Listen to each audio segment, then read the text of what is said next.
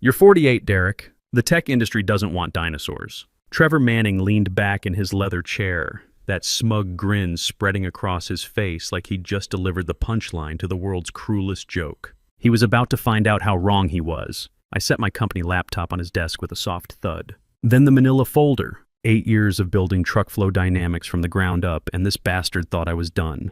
Good luck finding another job at your age in this market, he continued, flipping open the folder to scan my resignation letter. That same chuckle I had heard 1,000 times before, the sound of a man who'd built his entire career on other people's work. I didn't flinch, just stood there in my worn jeans and polo shirt, hands at my sides, looking him dead in the eye. Meanwhile, he's sitting there in his $3,000 suit, fresh from another LinkedIn post about innovative leadership with some stock photo of hands stacked together. My name is Derek Paulson, senior software architect, divorced father of 2. And for 8 years, I'd been the brain behind every system that made truck flow dynamics worth $200 million, while this fraud took all the credit. The tech industry moves fast, Trevor said, leaning forward like he was doing me some kind of favor. Companies want young blood, fresh ideas. You really think anyone's going to hire a divorced single dad with outdated skills? Face it, guys your age should focus on mentoring young talent, not trying to be rock stars.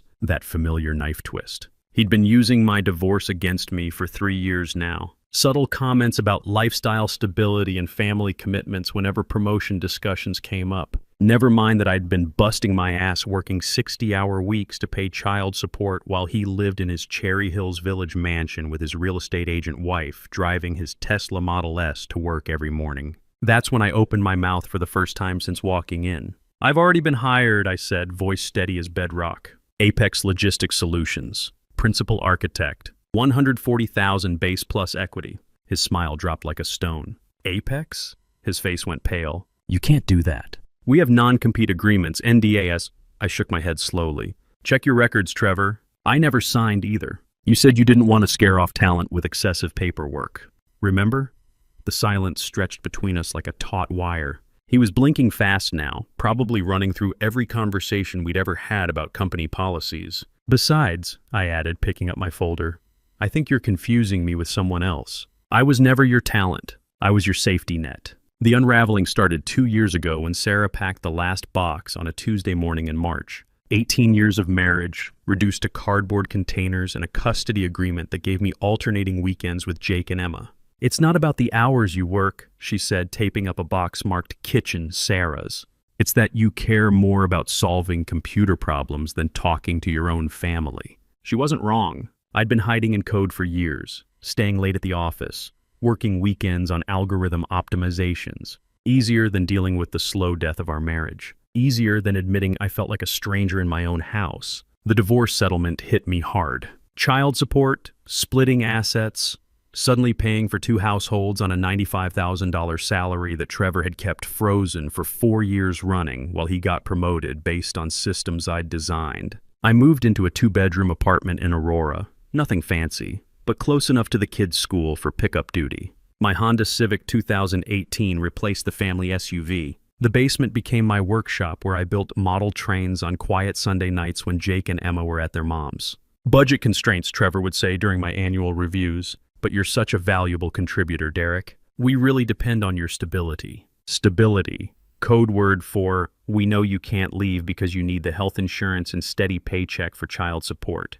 But it was 6 months later when everything really exploded. I wasn't supposed to be in the conference room that Thursday afternoon. I'd come back from lunch early to grab my phone charger when I heard voices through the half-open door. Company all-hands meeting was supposed to start at 2 p.m., but Trevor was already in there with the board, doing his usual song and dance. The real breakthrough, he was saying, tapping his laser pointer against the projection screen, was our predictive routing algorithm. Revolutionary stuff. We're talking about a 23% improvement in delivery efficiency across all major routes. I froze in the hallway. That wasn't just my work. That was my baby. 15 months of late nights in my apartment, weekend coding sessions while the kids were at their mom's, debugging sessions that went until 3 a.m. while I survived on gas station coffee and determination. I'd built that algorithm from scratch, tested it against every edge case I could think of, refined it until it was bulletproof. The beauty of the system, Trevor continued, is how it learns from real-time traffic patterns and weather data to optimize route selection. Took me almost 2 years to crack the mathematical model, but the results speak for themselves. Took me almost 2 years. My hands started shaking. Not from nerves, but from pure controlled rage. He didn't just steal credit. He didn't even understand what he was talking about. I'd had to explain constraint optimization to him 3 times just so he could approve the project budget. Had to draw flow charts on whiteboards like he was a freshman CS student. I backed away from the door without making a sound. Drove straight home to my apartment in Aurora, sat in my Honda in the parking lot for 20 minutes, just breathing. Jake was inside working on robotics projects for his high school team. Emma was studying for midterms at CU Boulder, majoring in computer science because she said she wanted to build cool stuff like Dad. That night, I started a folder on my personal cloud drive. No labels, no obvious names. Just a random string of characters that meant nothing to anyone but me. XK9M_backup_2023. And I started collecting everything. First thing I did was screenshot every email where Trevor asked me to dumb down my technical explanations for board presentations. There were dozens of them over the years. Messages like, "Can you simplify the algorithm overview? I need to present this to non-technical stakeholders and break this down for me. What's the bottom line impact? I don't need all the mathematical details." Then I started recording voice memos during my late-night coding sessions. Sitting in my apartment at 11 p.m., talking through my problem-solving process out loud while I worked on my personal laptop.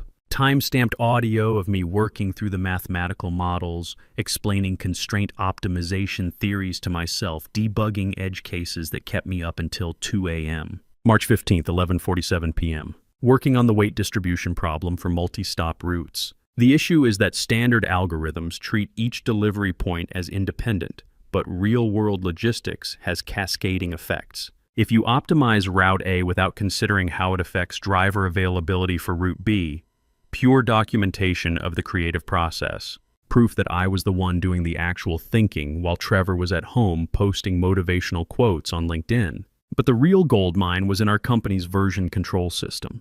Every code commit had my username attached. Every breakthrough, every bug fix, every optimization, all traced back to my login credentials with timestamps showing I was working at midnight, 2 a.m. during lunch breaks. Trevor's name appeared exactly 0 times in the development logs. 3 weeks into my collection phase, I discovered something interesting buried in our employee handbook. Section 7.3.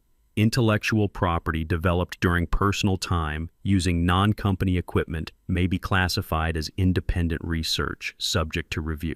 Vague language, probably put there by some lawyer who never thought it would matter. I spent the next month working exclusively on my personal laptop during evenings and weekends, rebuilt portions of the routing algorithm from scratch, improved the efficiency by another 8%, documented every step. All on my own time, my own equipment, in my apartment while Jake worked on robotics projects at the kitchen table and Emma called for help with her data structures homework. Then I did something Trevor would never see coming. I wrote up a routine policy clarification for the intellectual property section. Clean language, nothing flashy. Just enough to protect personal research contributions developed outside company hours using personal equipment. Walked it into Trevor's office on a Tuesday morning with my usual stack of status reports. Legal wants us to update our IP compliance for vendor contracts, I told him, setting the document on his desk. Pretty standard stuff. Just needs your signature for the file. He didn't even read it. Just scribbled his signature while scrolling through LinkedIn on his phone,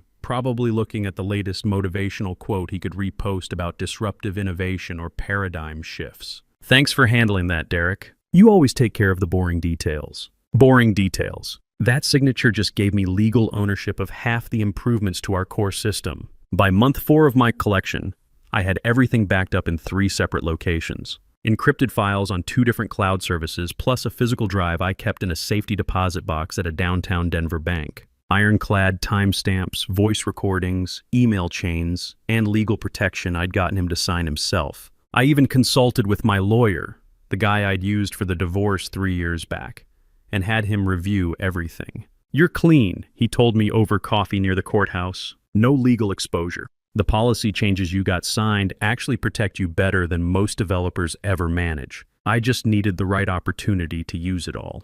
That opportunity came at the Colorado Tech Expo in downtown Denver. I was manning our booth, basically standing there like a prop in my company polo shirt while Trevor worked the crowd in his tailored suit. Tesla car keys prominently displayed on the table when I spotted her across the convention floor. Rachel Torres, Vice President of Engineering at Apex Logistics Solutions, our biggest competitor. Former Air Force engineer who'd built Apex from a startup into a major player. I'd been following her career for years, reading her technical papers, respecting her work from a distance. She recognized me first. "You're Derek Paulson, right?" she said, walking up to our booth with the confidence of someone who'd commanded military engineering teams. "I've been wondering who actually builds the systems your CEO keeps talking about at these conferences." Trevor was 20 feet away, deep in conversation with some potential investors, gesturing wildly about disruptive innovation and next-generation paradigms. I looked at Rachel, then back at him, then made a decision. "I build most of it," I said quietly. "Most of it? All of it." He puts his name on the presentations. That got her attention. We talked for 20 minutes by the coffee station. Real tech talk. No fluff, no buzzwords. Distributed computing challenges, scalability issues, optimization trade-offs. The kind of conversation I hadn't had with anyone at my own company in years. She knew her stuff, asked questions that only someone with deep engineering background would think to ask.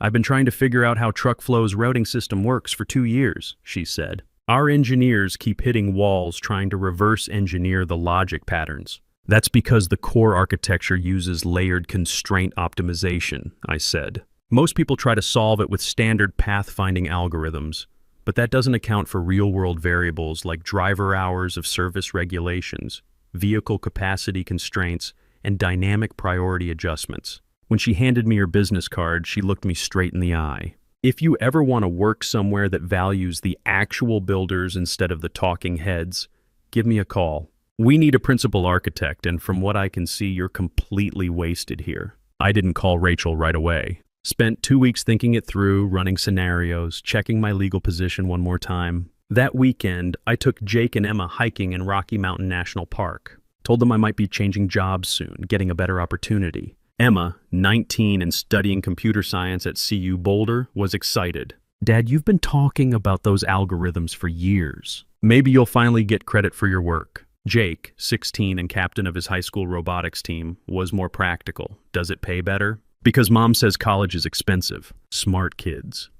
They'd inherited my problem-solving instincts, just applied them to different challenges. That night I called Rachel. We met at a brew pub near Coors Field. No corporate setting, no formal presentation, just 2 engineers talking shop over beer and nachos. "I looked into your background after the expo," she said, cutting straight to business. "Your fingerprints are all over TruckFlow's patent filings. 8 different algorithms, all listing you as primary inventor. 8, actually. They missed one in the filing." She smiled.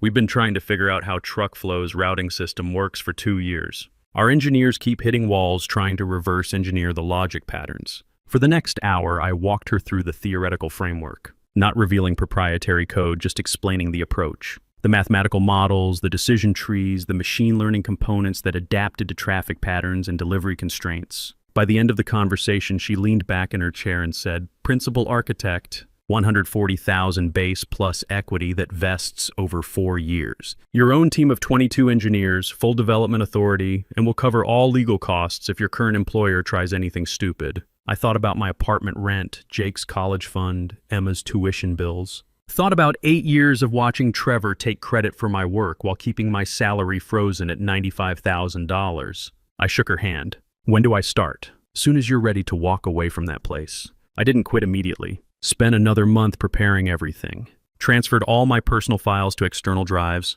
cleaned up my documentation, made sure every timestamp was clear and defensible. More importantly, I stopped doing anything extra. No more late nights fixing Trevor's presentation slides. No more weekend debugging sessions.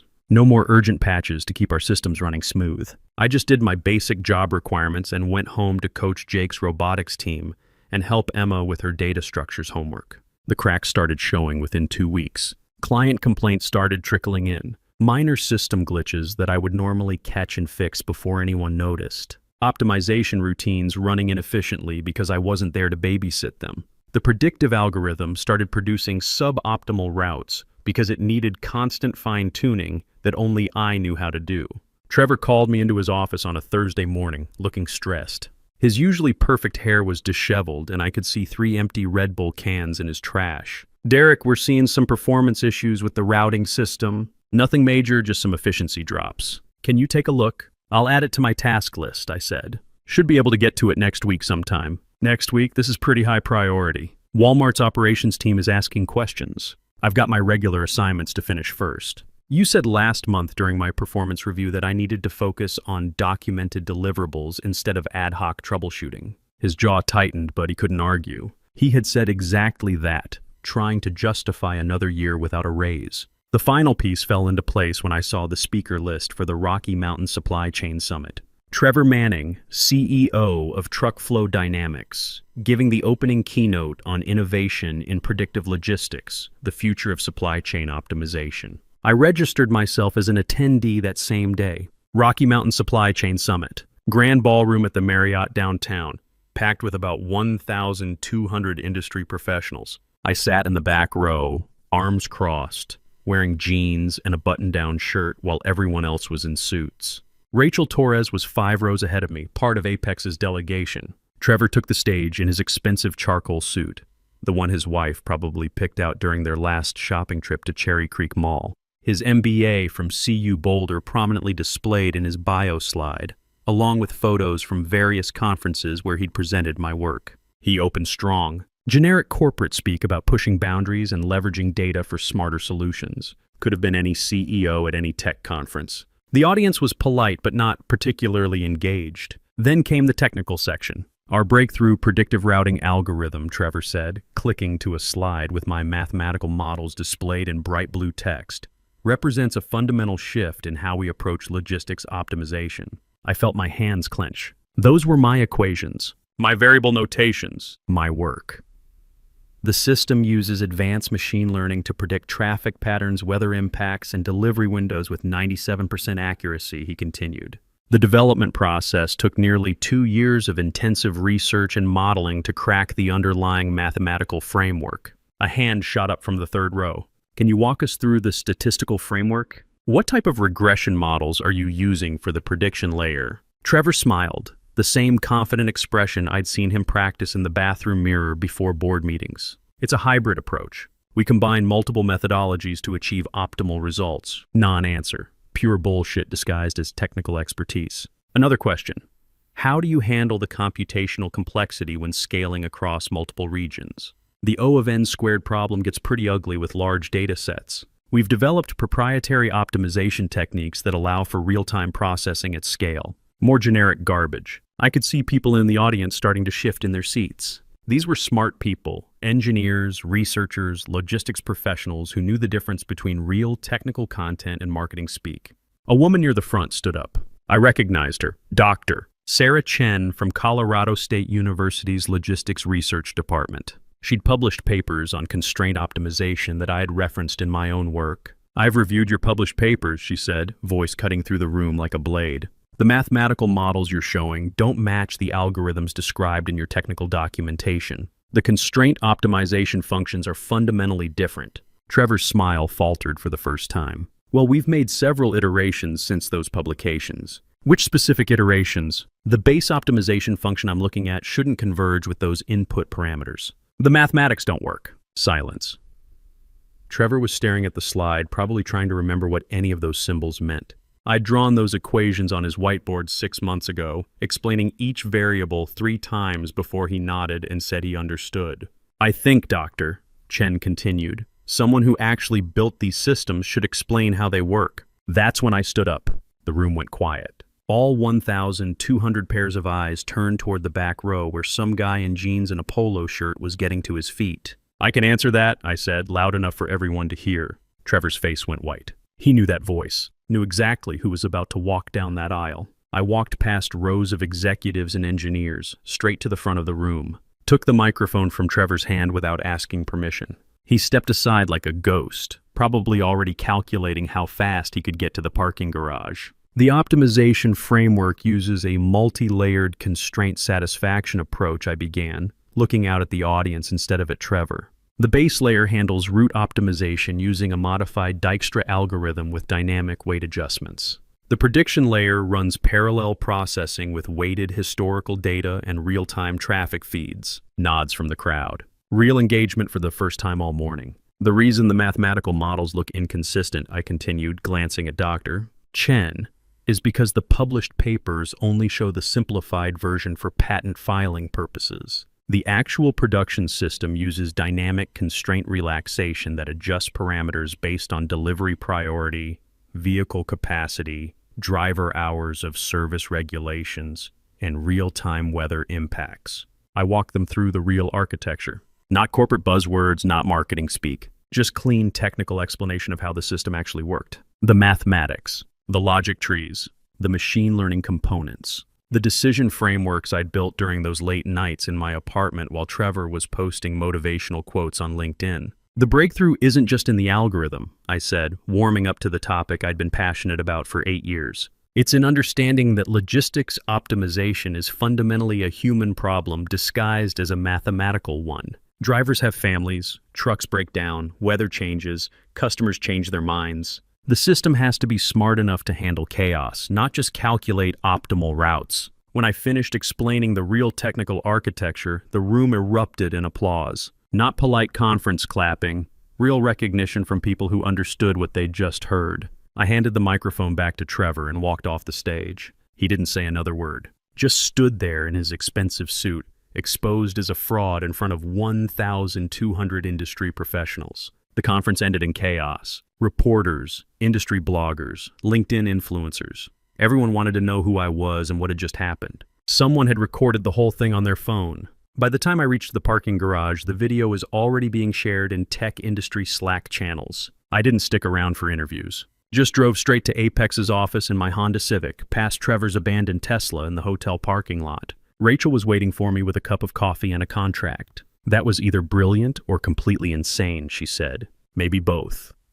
Within 48 hours, the industry blogs were running headlines like "Truckflow CEO exposed by real engineer and the architect behind predictive logistics speaks out." The video from the conference hit 50,000 views in the supply chain tech community. Comments ranged from "I knew something was fishy about their presentations" to "This guy just nuked his former CEO from orbit." People who'd been in the industry for years started sharing their own stories about presentations that hadn't made technical sense. Trevor tried damage control, posted a LinkedIn statement about collaborative innovation and team efforts with a stock photo of diverse hands stacked together. The comments section was brutal. Didn't matter. 3 major clients, Walmart, Amazon, and FedEx, canceled their contracts that week. All demanded technical audits of their systems. When Truckflow couldn't produce anyone who understood the core algorithms, the contracts evaporated. The board called an emergency meeting on Friday afternoon. Trevor was out by Monday morning, along with his assistant and half the marketing team.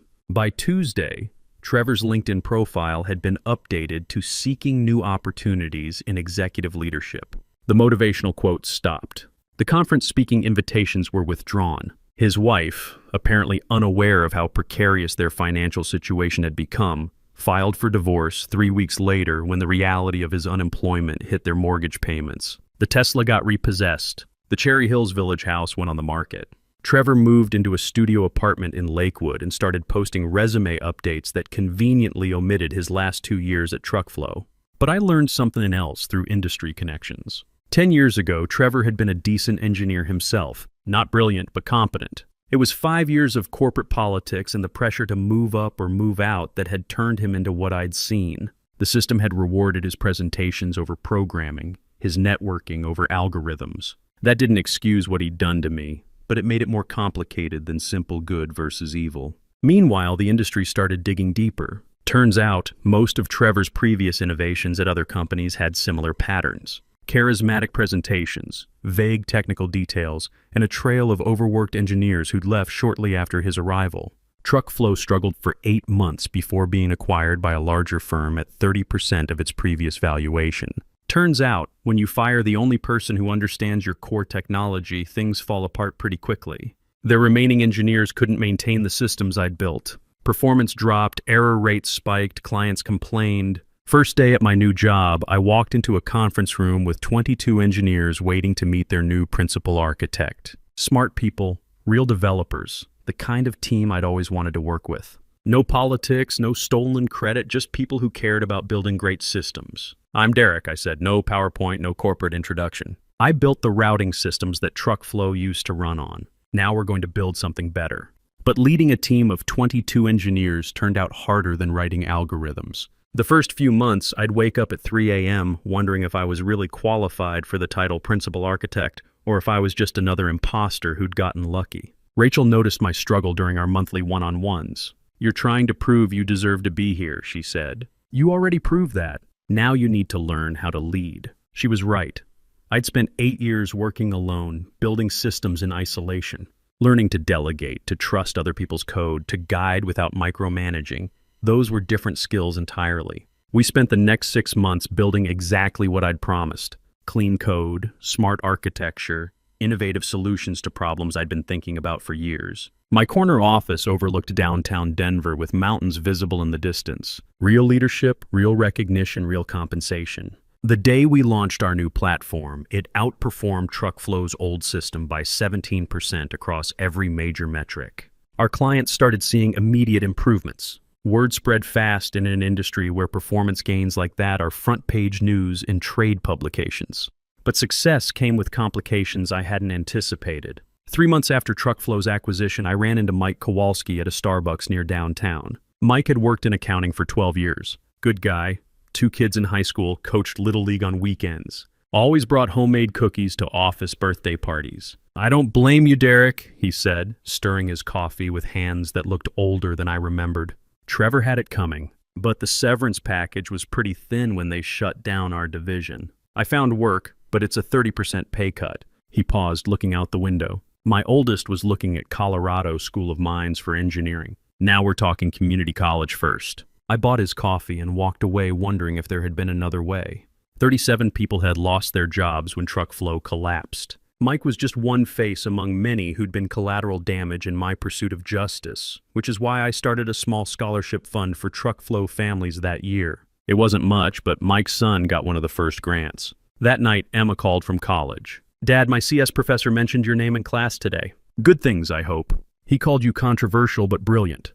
Said the TruckFlow situation was a masterclass in intellectual property protection." A pause. "What do you think about all that?" "I think," she said slowly, "I'm proud you finally stood up for yourself, but I also think about all those people who lost their jobs. Was there really no other way?" Smart kid. She'd inherited my problem-solving instincts, just applied them to ethical questions I was still wrestling with. The patent office completed their review 8 months later. 6 algorithms, all listing me as sole inventor. The settlement from TruckFlow's bankruptcy proceedings came after 2 years of legal battles.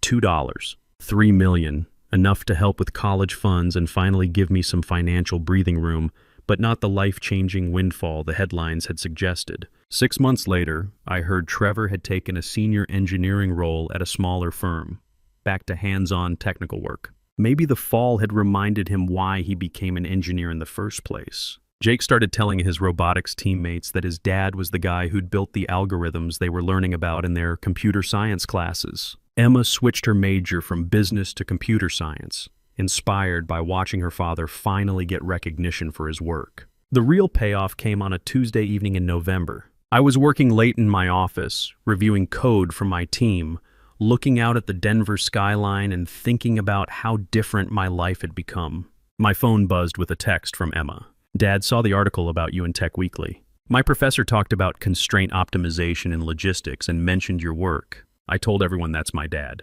"I'm proud of you, but I'm also glad you found a way forward that doesn't keep destroying lives. That matters too." I set the phone down and leaned back in my chair. Corner office, brilliant team, industry recognition, financial security. Kids who were proud to tell their friends what their father did for a living. But also the knowledge that Mike's son was starting at community college instead of Colorado School of Mines. That 37 families had been disrupted by my actions, however justified they might have been. The TruckFlow case became a Harvard Business School study on intellectual property and engineering ethics. At least some good came from the mess. Trevor was probably somewhere trying to rebuild a career and a marriage that my pursuit of justice had helped destroy.